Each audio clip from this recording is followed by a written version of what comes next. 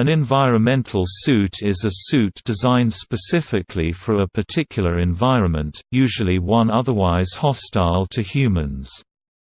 An environment suit is typically a one-piece garment, and many types also feature a helmet or other covering for the head.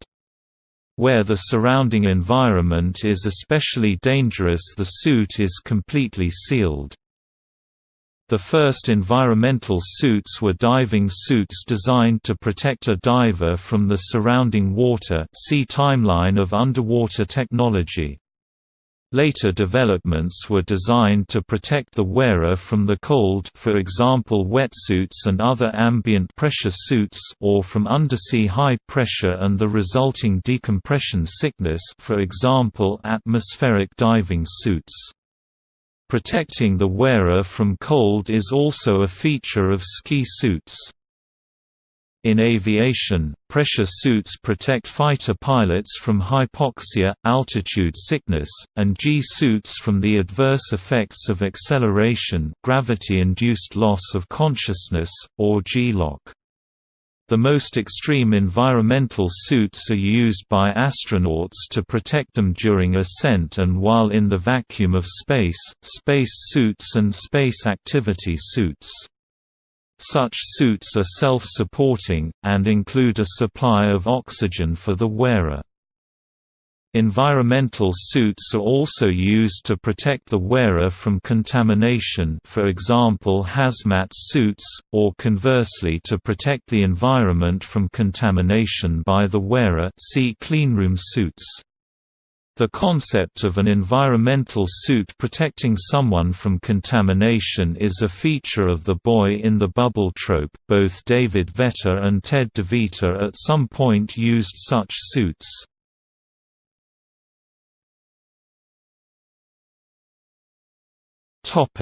See also: Personal protective equipment, Atmospheric diving suit, Extreme environment clothing, Fire-resistant environmental ensemble free, Space suit. Lost in Space is an American science fiction television series, created and produced by Irwin Allen, which originally aired between 1965 and 1968. The series is loosely based on the 1812 novel The Swiss Family Robinson, and on a comic book published by Gold Key Comics titled Space Family Robinson. The series follows the adventures of the Robinsons, a pioneering family of space colonists who struggle to survive in the depths of space. The show ran for 83 episodes over 3 seasons, the first year of which was filmed in black and white.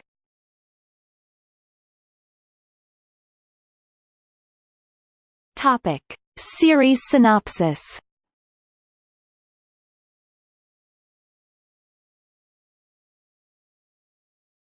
Topic: Overview. On October 16, 1997, the United States is gearing up to colonize space. The Jupiter 2, a futuristic saucer-shaped spacecraft, stands on its launch pad undergoing final preparations. Its mission is to take a single family on a 5.5-year journey to an Earth-like planet orbiting the star Alpha Centauri. The Robinson family consisted of Professor John Robinson, Guy Williams, his wife Maureen, June Lockhart, and their 3 children, Judy, Marta Kristen, Penny, Angela Cartwright, and Will, Billy Mummy. The family is accompanied by U.S. Space Corps Major Donald West, Mark Goddard, who is trained to land the ship. The Robinsons and Major West are to be cryogenically frozen for the voyage, and they are set to be unfrozen when the spacecraft approaches its destination. Meanwhile, Dr. Zachary Smith, Jonathan Harris, Alpha Control's doctor, is revealed to be a saboteur on behalf of an unnamed nation. After disposing of a guard who catches him on board the spacecraft, Smith reprograms the Jupiter 2's B9 environmental control robot, voiced by Dick Tufeld, to destroy critical systems on the spaceship 8 hours after launch. Smith, however, becomes trapped aboard at launch and his extra weight throws the Jupiter 2 off course, causing it to encounter a storm of asteroids. This, plus the robot's rampage, causes the ship to prematurely engage its hyperdrive, and causes the expedition to become hopelessly lost in the infinite depths of outer space. Smith's selfish actions and laziness frequently endanger the expedition, however, Smith's role assumes less sinister overtones in later parts of the series.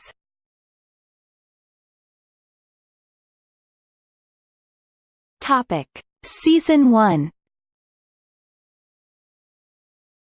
The astronaut family of Dr. John Robinson, accompanied by a pilot and a robot, set out in the year 1997 from an overpopulated Earth in the spaceship Jupiter 2 to travel to a planet circling the star Alpha Centauri. The Jupiter 2 mission is sabotaged by Dr. Zachary Smith, an agent for an unnamed foreign government, who slips aboard the spaceship and reprograms the robot to destroy the ship and crew. However, Smith is trapped aboard, and his excess weight alters the craft's flight path and places it directly in the path of a massive meteor storm. Smith manages to save himself by prematurely reviving the crew from suspended animation. The ship survives, but the damage caused by Smith's earlier sabotage of the robot leaves the crew lost in space. The Jupiter 2 crash lands on an alien world, later identified by Will as Priplanus, where they spend the rest of the season and survive a host of adventures. Smith remains with the crew and acts as a source of comedic cowardice and villainy, exploiting the eternally forgiving nature of Professor Robinson.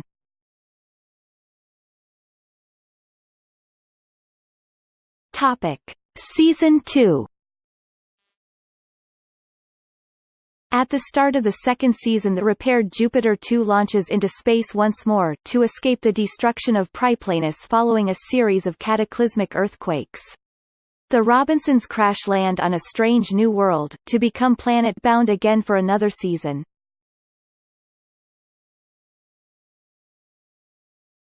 Topic. Season 3. In the third season, a format change was introduced. In this season, the Jupiter 2 travels freely in space, visiting a new world in each episode, as the family attempts to return to Earth or to reach their original destination in the Alpha Centauri system. A newly built space pod provided a means of transportation between the ship and passing planets, and allows for various escapades. This season has a different set of opening credits and a new theme tune, which was composed by John Williams as part of the show's new direction.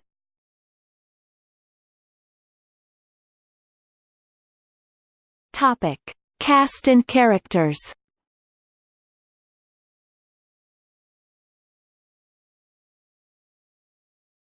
Topic. Main cast. Dr. Professor John Robinson, Guy Williams, the expedition commander and the father of the Robinson children. Robinson is an astrophysicist who also specializes in applied planetary geology. Dr. Maureen Robinson, June Lockhart, a biochemist who is often seen preparing meals, tending the garden, and helping with light construction while adding a voice of compassion. Major Don West, Mark Goddard, the pilot of the Jupiter 2. Judy Robinson, Marta Kristen, the oldest child of the Robinsons. Penny Robinson, Angela Cartwright, the middle child. An imaginative 11-year-old who loves animals and classical music. Early in the series, she acquires a chimpanzee-like alien pet which is usually referred to as the bloop. Will Robinson, Billy Mummy, the youngest child. A precocious 9-year-old in the first season, he is a child prodigy in electronics and computer technology. Dr. Zachary Smith, Jonathan Harris, acting as Alpha Control's flight surgeon in the first episode, he is later referred to as a Doctor of Intergalactic Environmental Psychology, an expert in cybernetics, and an enemy agent. His attempt to sabotage the mission strands him aboard the Jupiter 2. The robot Bob May, the robot is a B9 model environmental control robot who has no given name. The machine was endowed with superhuman strength and futuristic weaponry. It often displays human characteristics, such as laughter, sadness, and mockery. The robot was designed by Robert Kinoshita. Topic. Guest stars. During its three-season run, a number of actors made guest appearances. Among those are, Kevin Hagen, Alan Hewitt, Sherry Jackson, Werner Klemperer, Warren Oates, Don Matheson, Kurt Russell, Wally Cox, Grant Sullivan, Norman Levitt, Tommy Farrell, Mercedes McCambridge, Lyle Waggoner, Albert Salmi, Royal Dono, Strother Martin, Michael J. Pollard, Byron Morrow, Arte Johnson, Fritz Feld, John Carradine, Al Lewis, Hans Conried, Dennis Patrick, Michael Rennie, Daniel J. Travanti and Michael Conrad.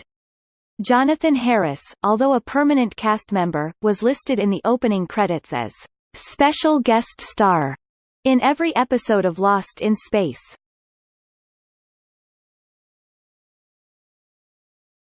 Topic: Production.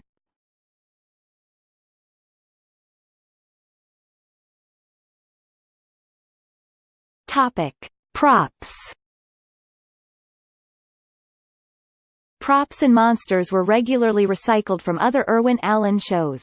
A sea monster outfit that had been featured on Voyage to the Bottom of the Sea might get a spray paint job for its Lost in Space appearance, while space monster costumes would be reused on Voyage as sea monsters. The clear round plastic pen holder used as a control surface in the episode, The Derelict, turned up regularly throughout the show's entire run, both as primary controls to activate alien machinery or open doors or cages, and as background set dressing. Some primary controls were seen used in episodes such as Season 1's The Keeper, Parts 1 and 2, His Majesty Smith, and Season 3's A Day at the Zoo, and The Promised Planet. Spacecraft models were also routinely reused. The foreboding derelict ship from Season 1 was redressed to become the Vera Castle in Season 3. The fuel barge from Season 2 became a space lighthouse in Season 3. The derelict ship was used again in Season 3, with a simple color change. Likewise, the alien pursuer's ship in The Sky Pirate was lifted from the 1958 film War of the Satellites, and was reused in the episode Deadliest of the Species.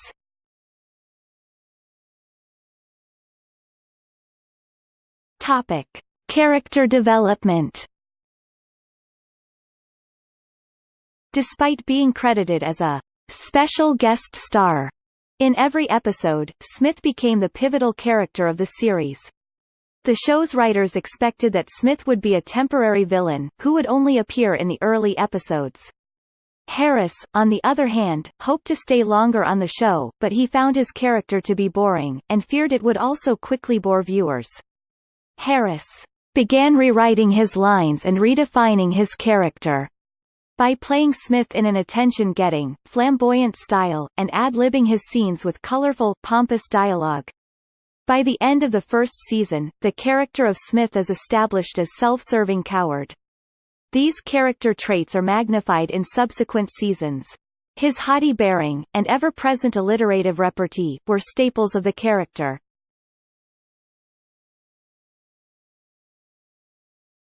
Topic: Catchphrases. Lost in Space is remembered for the robot's oft-repeated lines such as, "Warning, warning," and "It does not compute."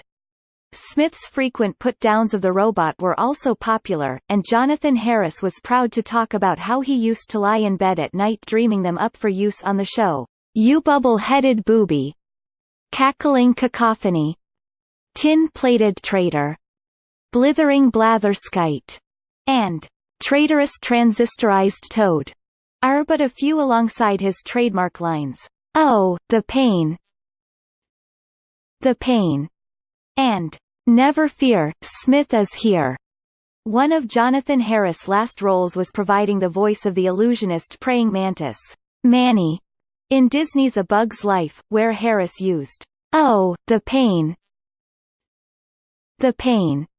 Near the end of the film, the catchphrase, "Danger, Will Robinson," originates with the series, when the robot warns young Will Robinson about an impending threat. It was also used as the slogan of the 1998 movie, whose official website had the address www.dangerwillrobinson.com.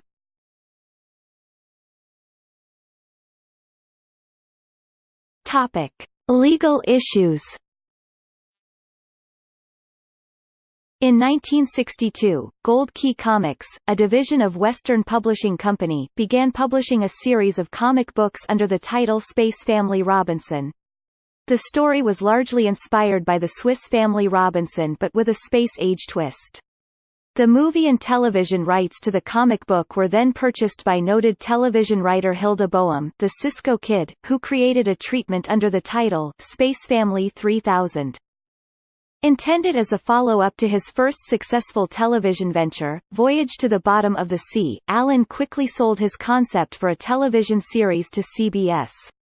Concerned about confusion with the Gold Key comic book, CBS requested that Allen come up with a new title. Nevertheless, Hilda Boehm filed a claim against Allen and CBS Television shortly before the series premiered in 1965. Additional legal challenges appeared in 1995, when Prelude Pictures announced their intention to turn Lost in Space into a motion picture.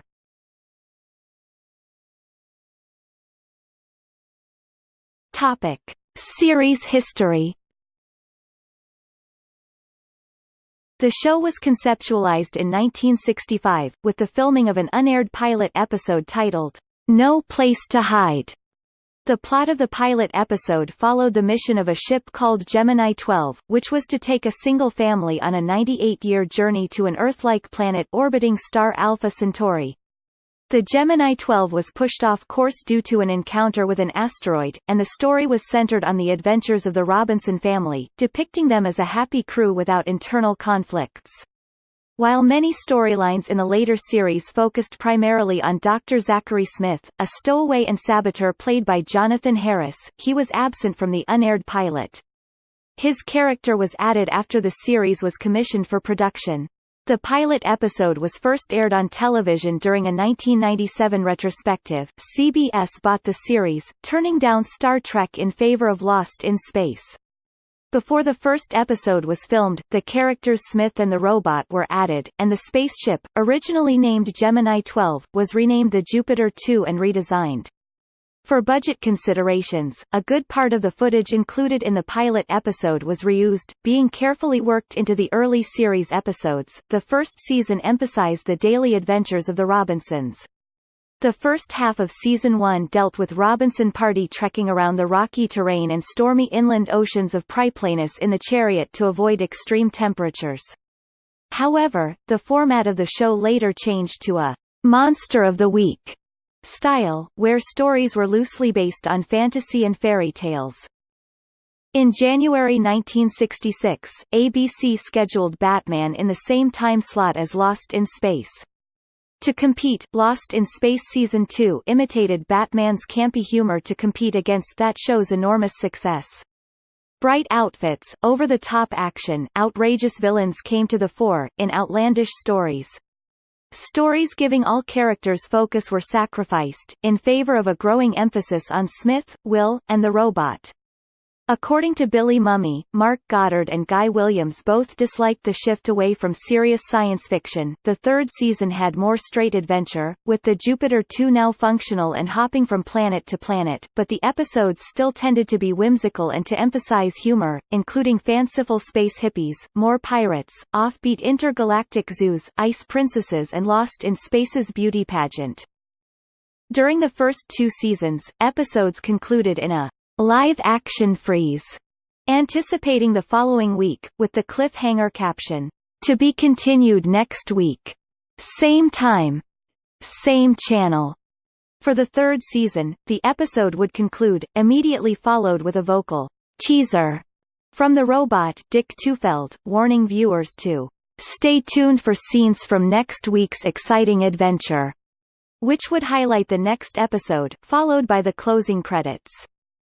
After cancellation, the show was successful in reruns and in syndication for many years, appearing on the USA Network in the mid to late 1980s, and on FX, Sci-Fi, ALN and Hulu.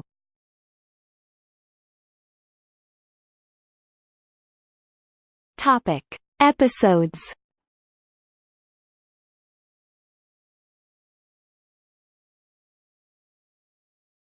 Topic: Cancellation.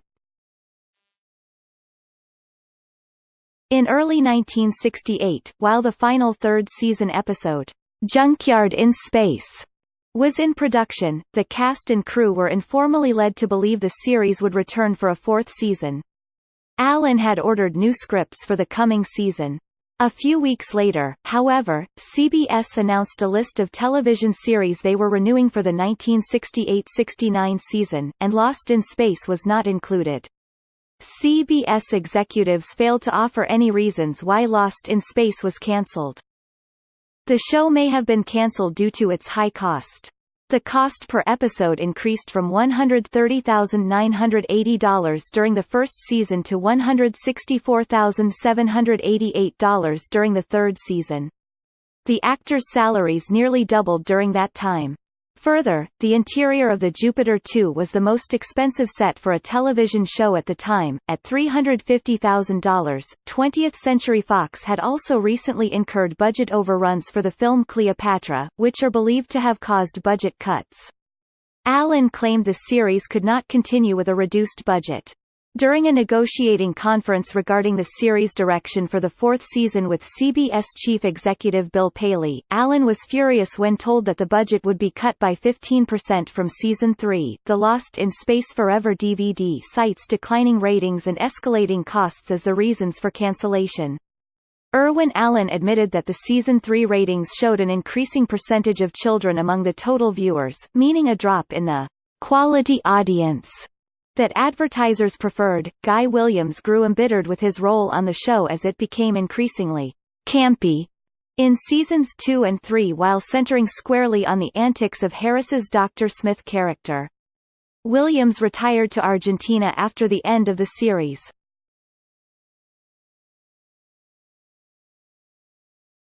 Topic: Documentaries.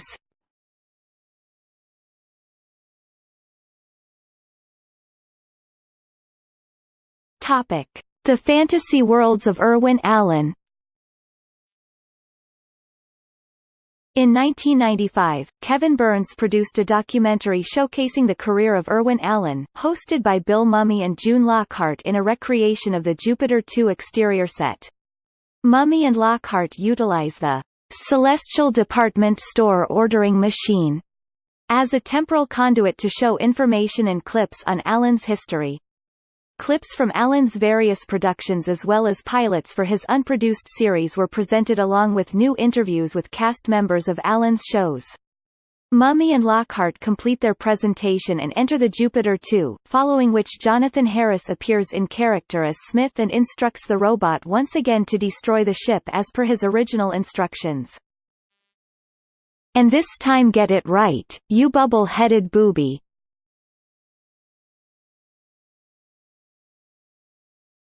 Topic: Lost in Space Forever. In 1998, Burns produced a television special about the series hosted by John Larroquette and Robot B9, performed by actor Bob May and voice actor Dick Tufeld. The special was hosted within a recreation of the Jupiter 2 upper deck set.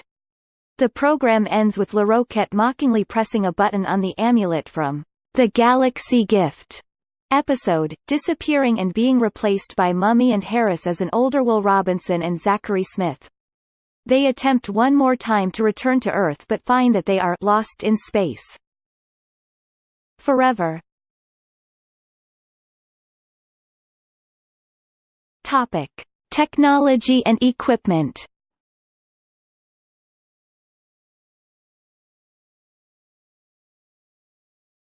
Topic: Transportation. Lost in Space showcased a variety of transportation methods of transportation in the series. The Jupiter 2 is a two-deck, nuclear-powered flying saucer spacecraft.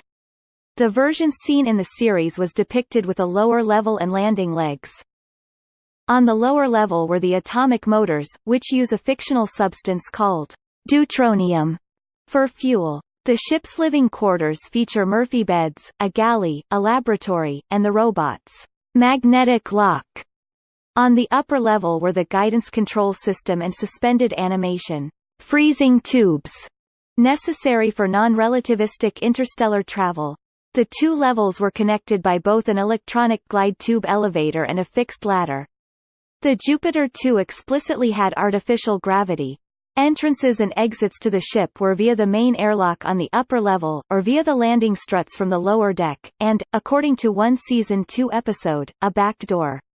The spacecraft was also intended to serve as home to the Robinsons once it had landed on the destination planet orbiting Alpha Centauri. The Chariot was an all-terrain, amphibious tracked vehicle that the crew used for ground transport when they were on a planet. The Chariot existed in a disassembled state during flight, to be reassembled once on the ground.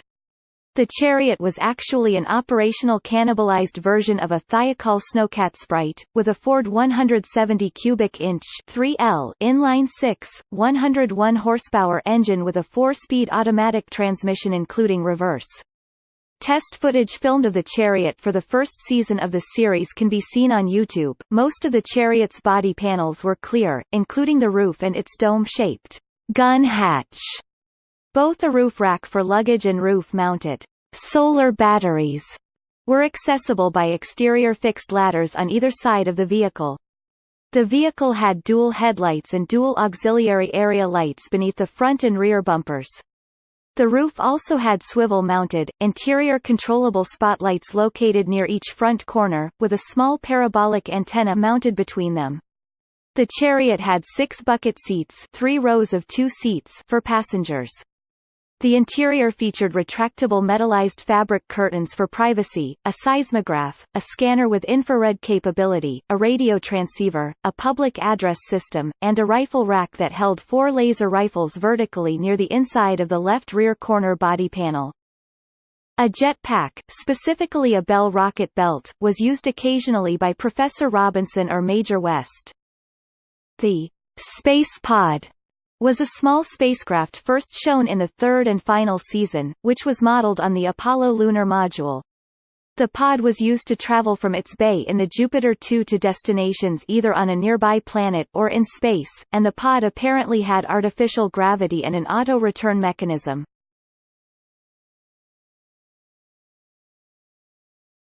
Topic: Other technology. For self-defense, the crew of the Jupiter 2 had an arsenal of laser guns at their disposal, including sling-carried rifles and holstered pistols. The first season's personal issue laser gun was a film prop modified from a toy semi-automatic pistol made by Remco. The crew also employed a force field around the Jupiter 2 for protection while on alien planets. The force shield generator was able to protect the campsite and in one Season 3 episode was able to shield the entire planet. For communication, the crew used small transceivers to communicate with each other, the Chariot, and the ship. In The Raft, Will improvised several miniature raccoons in an attempt to send an interstellar message in a bottle distress signal. In Season 2 a set of relay stations was built to further extend communications while planet-bound. Their environmental control robot B9 ran air and soil tests, and was able to discharge strong electrostatic charges from his claws, detect threats with his scanner and could produce a defensive smokescreen. The robot could detect faint smells and could both understand speech and speak in its own right.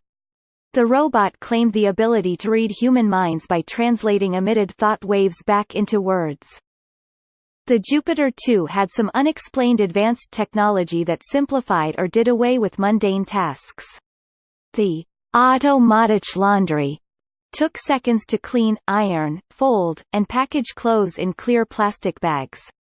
Similarly, the dishwasher would clean, wash, and dry dishes in just seconds. Technology in the show reflected contemporary real-world developments. Silver reflective space blankets, a then-new invention developed by NASA in 1964, were used in the episode titled, The Hungry Sea, and Attack of the Monster Plants.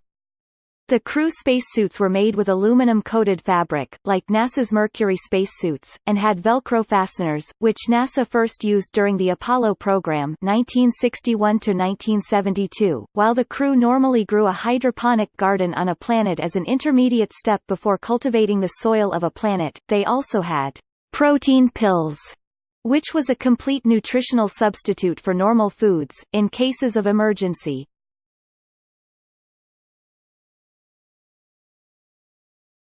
Topic: Reception.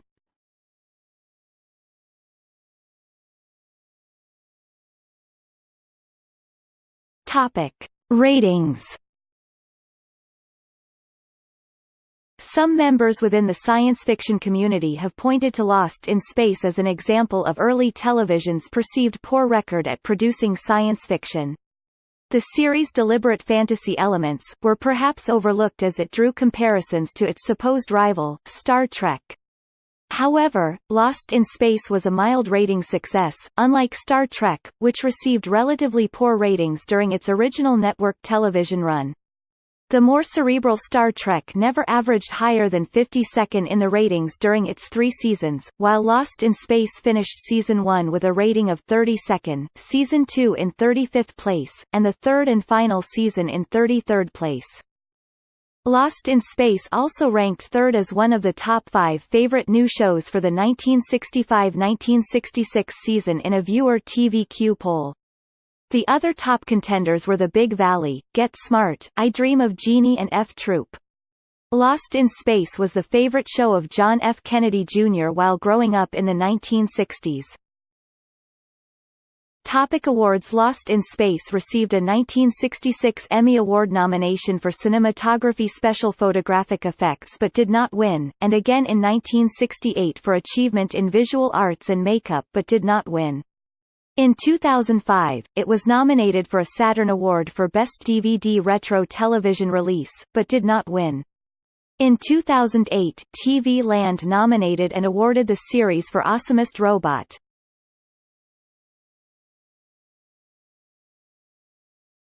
Topic: Music.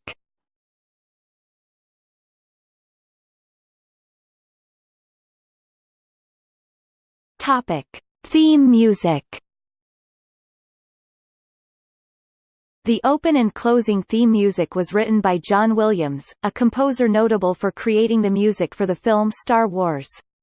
Williams was listed in the credits as Johnny Williams. The original pilot and much of Season 1 reused Bernard Herrmann's eerie score from the classic sci-fi film The Day the Earth Stood Still 1951. Season 3 featured a new score which was considered more exciting and faster tempo. The opening music was accompanied by live-action shots of the cast, featuring a pumped-up countdown from 7 to 1 to launch each week's episode.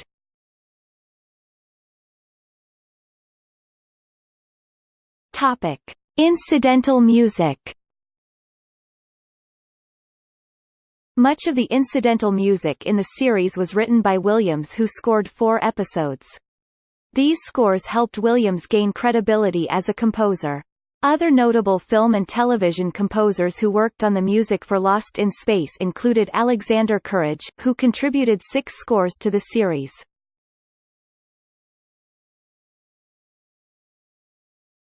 Topic: Discography.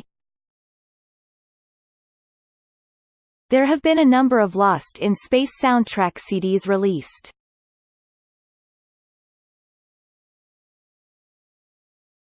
Topic: Syndication. Lost in Space was picked up for syndication in most major U.S. markets. The program didn't have the staying power throughout the 1970s of its supposed rival, Star Trek. Part of the reason for the show's obsolescence was the fact that the first season of Lost in Space is in black and white, while a majority of American households at the time had a color television receiver. By 1975, many markets began removing Lost in Space from daily schedules or moving it to less desirable time slots. The series experienced a revival when Ted Turner acquired it for his growing TBS Superstation in 1979. Viewer response was highly positive, and it became a TBS mainstay for the next 5 years.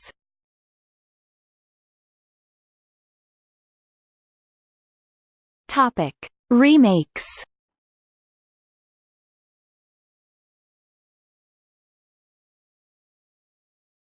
Topic: Cast comparison. Notes A cameo, not part of the main cast. B poses as Dr. Smith. Topic: Lost in Space 1998 film. In 1998, New Line Cinema produced a film adaptation.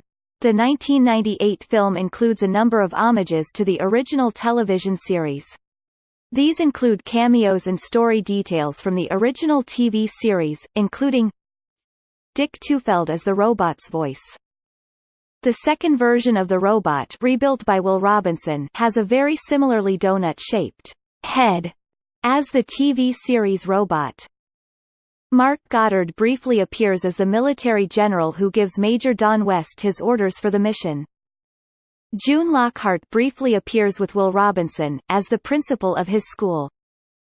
Angela Cartwright and Marta Kristen briefly appear early in the film as news reporters. A small CG animated alien animal is adopted by Penny Robinson, an animal character in homage to Debbie, a chimpanzee fitted with furry prosthetic alien ears in the TV series.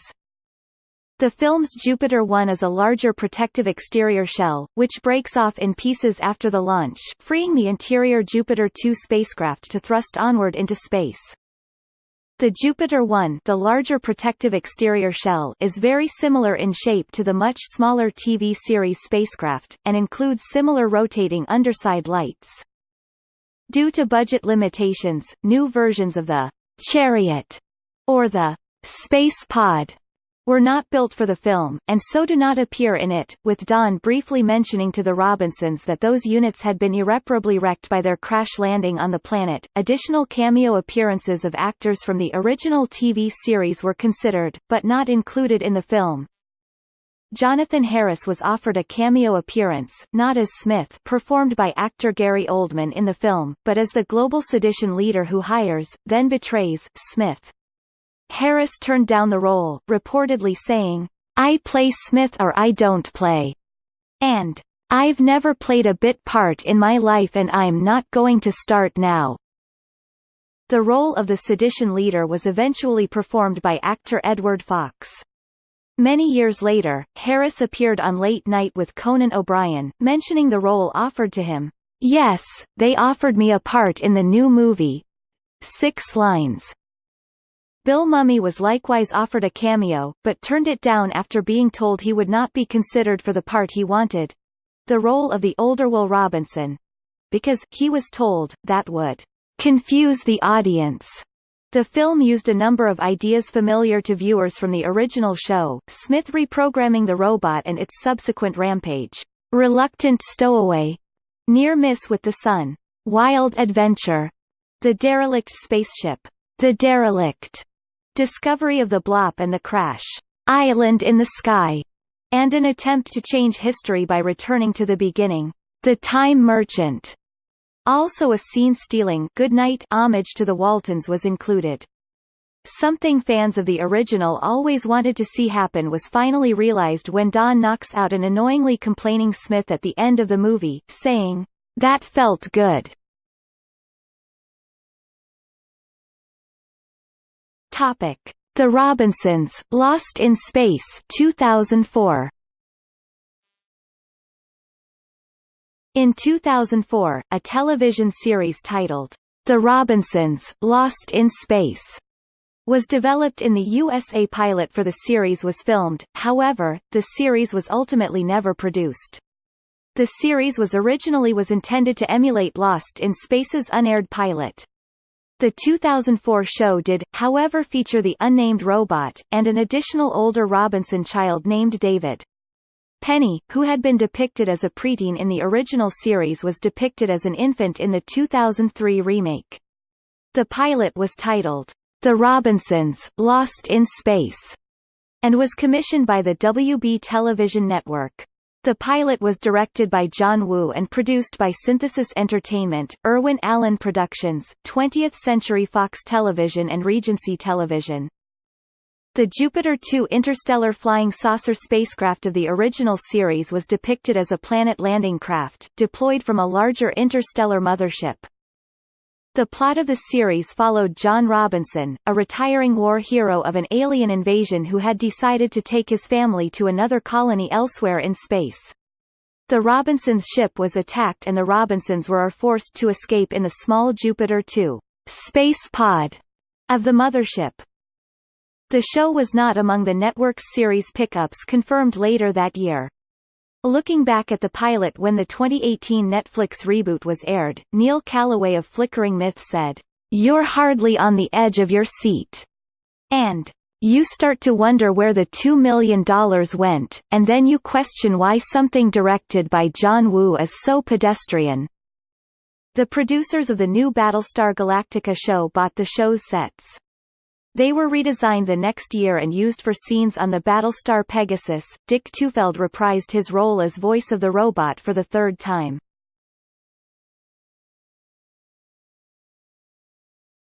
Topic: Lost in Space 2018. On October 10, 2014, it was announced that Legendary TV was developing a new reboot of Lost in Space for Netflix with Dracula Untold screenwriters Matt Sazama and Burke Sharpless attached to write. On June 29, 2016, Netflix ordered the series with 10 episodes. The series debuted on Netflix on April 13, 2018. It was renewed for a second season on May 13, 2018. The robot also appears in the series in a modified form.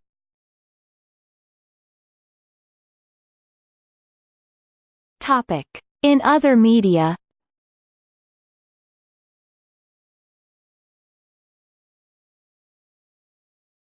Topic: Comics. Before the television series was developed, a comic book named Space Family Robinson was published by Gold Key Comics, written by Gaylord Du Bois and illustrated by Dan Spiegel. The comic book series had been loosely based on an 1812 novel by Johann David Wyss titled The Swiss Family Robinson.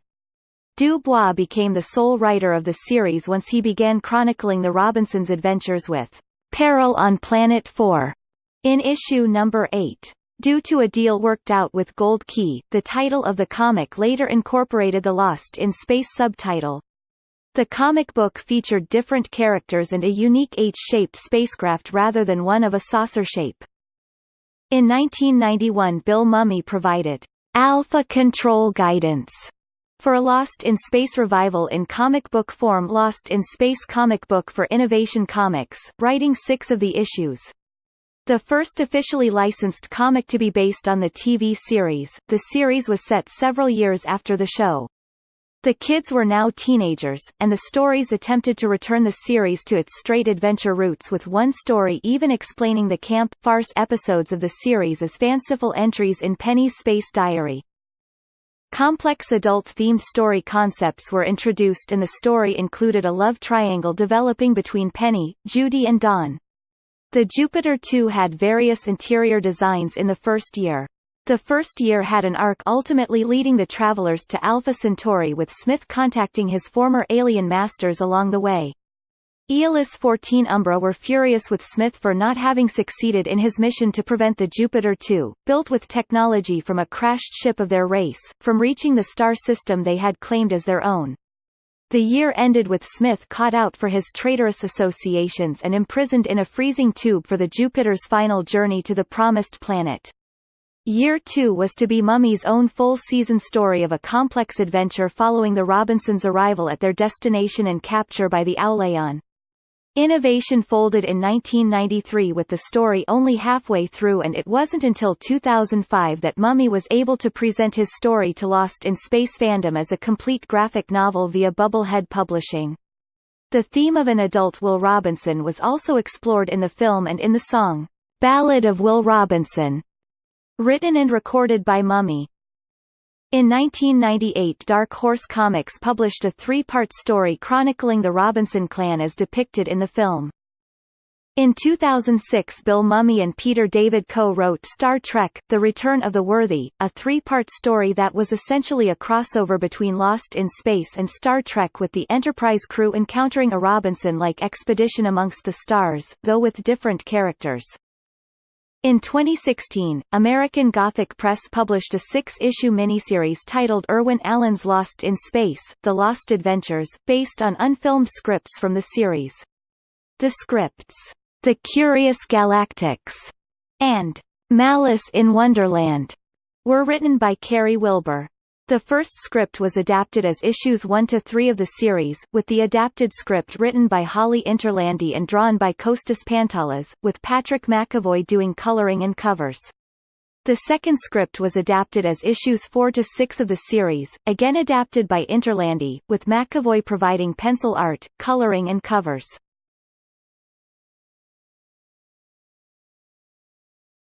Topic: Novel. In 1967, a novel based on the series, with significant changes to the personalities of the characters and the design of the ship, was published by Pyramid Books, and written by Dave Van Arnhem and Ted White as Ron Archer. A scene in the book correctly predicts Richard Nixon winning the presidency after Lyndon Johnson.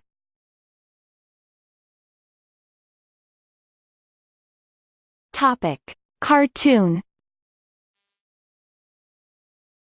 In the 1972–1973 television season, ABC produced the ABC Saturday Superstar Movie, a weekly collection of 60-minute animated movies, pilots and specials from various production companies, such as Hanna-Barbera, Filmation, and Rankin Bass. Hanna-Barbera Productions contributed animated work based on such television series as Gidget, Yogi Bear, Tabitha, Oliver Twist, Nanny and the Professor, The Banana Splits, and Lost in Space.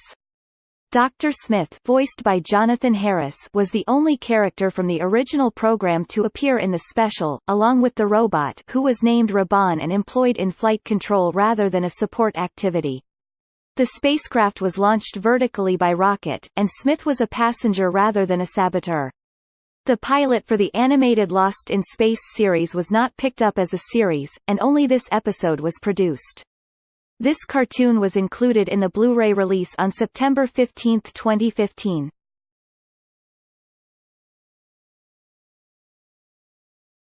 Topic: Home media. 20th Century Fox has released the entire series on DVD in Region 1. Several of the releases contain bonus features including interviews, episodic promos, video stills and the original unaired pilot episode. All episodes of Lost in Space were remastered and released on a Blu-ray disc set on September 15, 2015, the 50th anniversary of the premiere on the CBS TV network. The Blu-ray disc set includes a cast table reading of the final episode, written by Bill Mumy, which brings the series to a close by having the characters return to Earth. All episodes of Lost in Space were reformatted from the Blu-ray Video Masters to 16:9 widescreen and released on a 17-disc DVD set on February 5, 2019.